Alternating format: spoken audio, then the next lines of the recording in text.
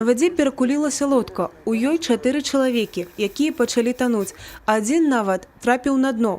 У выратавальнікаў усяго 5 хвілін, каб прыбыць на месца, дастаць пацярпелых з вады і аказаць неабходныя рэанімацыйныя мерапрыемствы. Менавіта такую легенду адпрацоўваюць прадстаўнікі брэсцкага гарадскога МНС і таварыства выратавання на водах. Такие учения мы проводим ежегодно. И не только вот в купальный период, и когда становление льда, таяние льда. Задачи мы справились.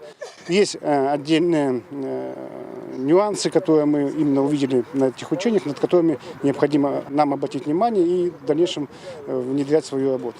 Сумесныя трэніроўкі – добрая магчымасць скаардынаваць узаемадзеянне, бо ад прафесіяналізму і зладжанай работы гэтых служб залежыць своечасовасць дапамогі трапіўшым у бяду. З пачатку года у Брэсцкай вобласці ўжо загінулі 16 чалавек, з іх одно дзіця. На сегодняшний день у нас значительно меньше утоплений, чем в прошлом году. Распитие спиртных напитков – самая основная беда. Большинство людей выпивают, пытаются воду, и в основном они и тонут. Купальны сезон ужо распачаўся, але тэмпературныя рэкорды яшчэ наперадзе. Выратавальнікі нагадваюць, у першую чаргу бяспека залежыць ад уласнай пільнасці і асцярожнасці адпачываючых. Еўгенія Мароз, Тыгран Акапян, тэлерадыёкампанія «Брэст».